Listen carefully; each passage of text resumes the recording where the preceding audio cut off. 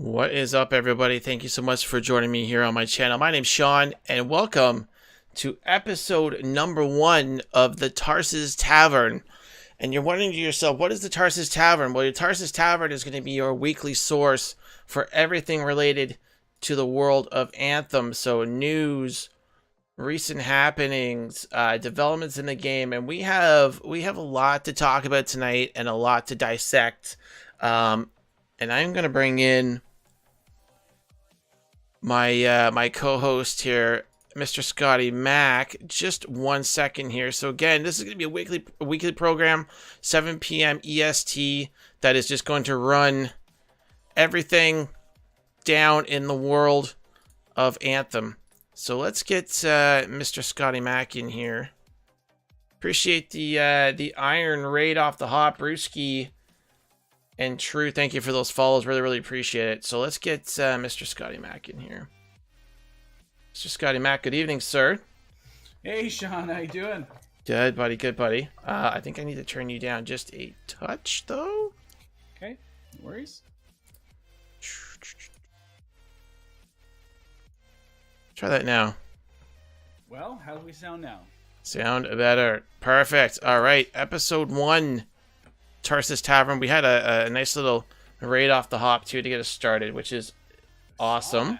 Iron Raid. Perfect. Yes, it's a good way to get things started. So let's switch over to our This is the screen we're going to be using here.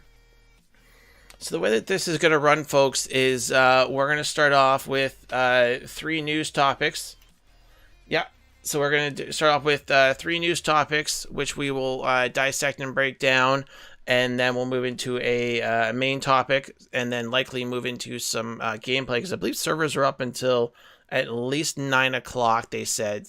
So we should be able to get some gameplay in while we discuss our main topic, and then we'll move into the Q&A portion of the program. So let's start off with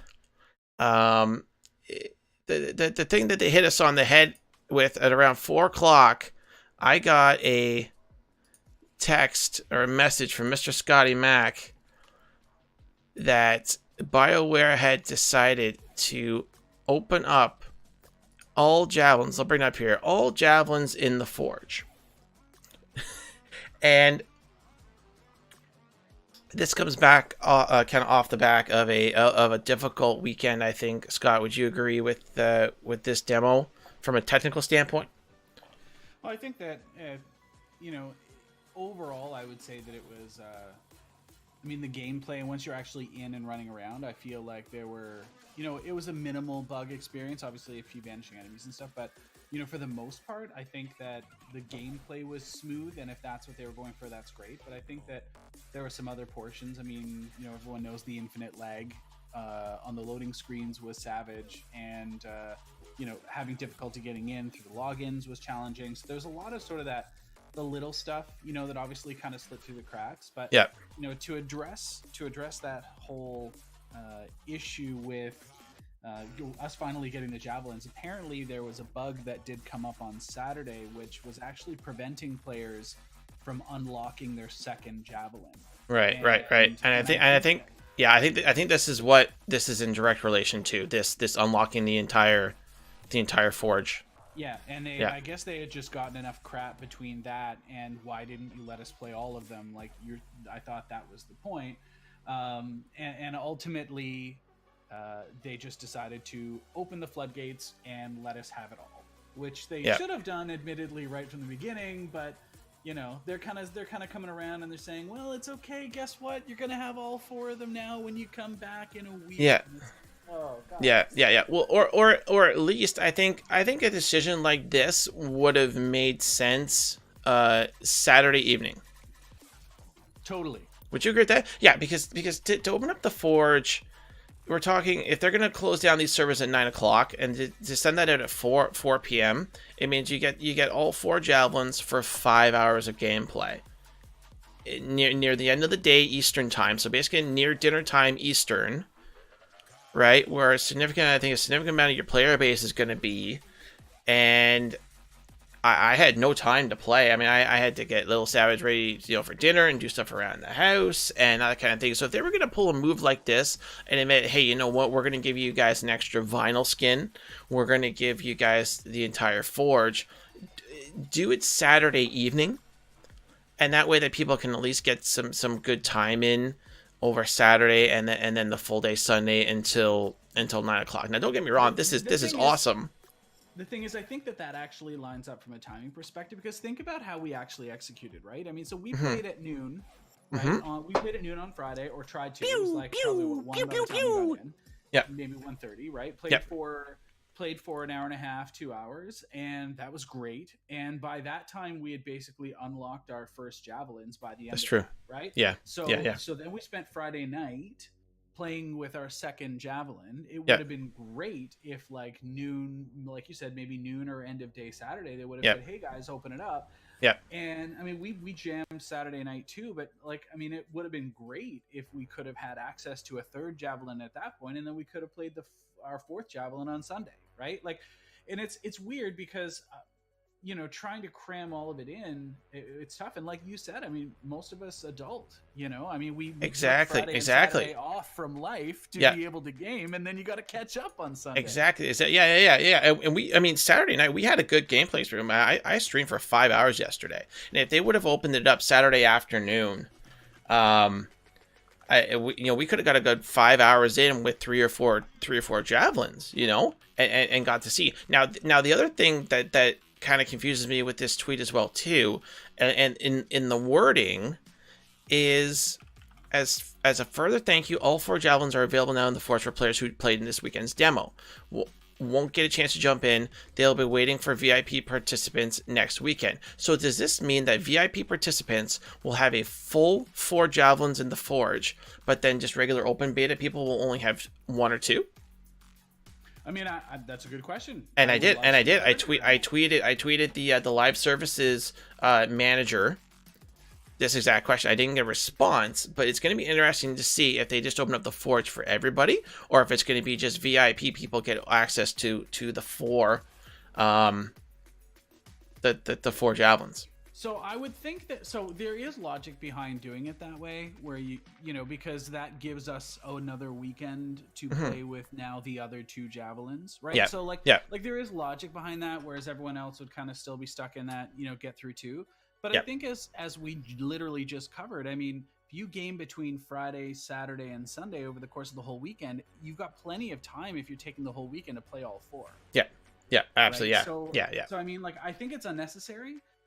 It's another way to kind of, promote your VIP status. And I get that. There's an argument to be made on both sides, but I just really like to see it, just have the floodgates open and just let everyone play everything. Now, that said, because we did have a limited selection, we really did have an opportunity to dive deep into all of the different loadouts and different skills and abilities and like all of the different types of gear that were available for the classes that we did select. Yeah. So we did get a really good experience with them as a result of the way that they did deploy it. So, I mean, say what you want. There's definitely pluses and minuses on both sides of the equation, I think. Yeah. Awesome. Yeah. So, I mean, kind of since we're on this topic already, I'll kind of just do them out of order here. In terms of the challenges that we saw with the demo, I mean, it's pretty obvious that there were some problems, login issues. The first stream that I did on Friday, the first 2 hours is basically just like a just chatting session, which was awesome because it gave us the opportunity to talk to people coming into the chat who had never seen the game before. So that was actually kind of, in a way, it was kind of cool. It was kind of good. We had a lot of good discussion. We watched some of the other developer videos and stuff like that. So it was kind of good. But Friday night, I definitely would say it was very, very difficult. They're saying it wasn't server side. They're saying that they were ready server side for this game, just that ramping things up was a problem, which I think is fine for a launch like this in a AAA title like this. I mean, the hype for this game has been huge. And we've seen worse we've seen worse starts for games like this. Does anybody remember Diablo 3? Does anybody remember World of Warcraft? I mean, we've seen worse launches than this. And the fact of the matter is, between both my broadcasts and the time that I put in kind of off broadcast, I've put in 20 plus hours in this game. Oh yeah, yeah. 20 plus hours at least. So it's not like I didn't get a taste of it. My Colossus is all blue gear, power level 19. So I maxed out the one Javelin that I wanted to. I have a good grasp on what this game is, and I am very, very excited for it, past the issues that we've had this weekend. Yeah. So it's interesting that you talk about the issues, because it's like I said, it sounds very much like it wasn't server. They did say that, but yes, I think that there were other aspects of the demo process which I think simply got overlooked, or along the way got broken and people didn't notice. Right? Yeah. And it was very much a reverse funnel. Yeah. Right. Where under normal circumstances, like if you look at the Diablo 3 situation, I mean, they didn't have the server support for that on the launch. They totally underestimated, right?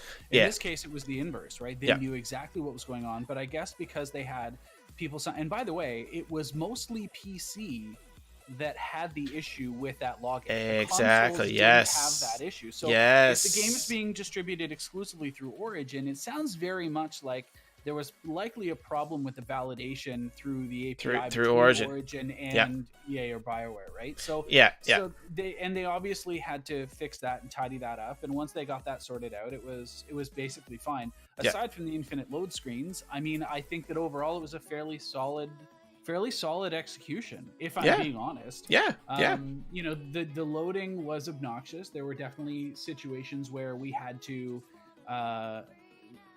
load into a mission and then Alt F4 the app and then load back in and rejoin the mission, and like that was obnoxious, right?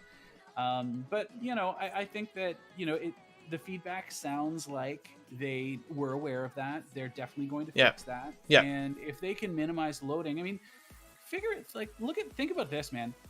Did you ever have a hang or a load or a wait after you got into the world until you left the map? No. That's what I'm saying. Like once we were in, we were able to put in, and we put in 4-5 hour play sessions on my broadcast, and either Scott or Kieran or Joe was playing with us the entire time. Once we were in the game, it was good.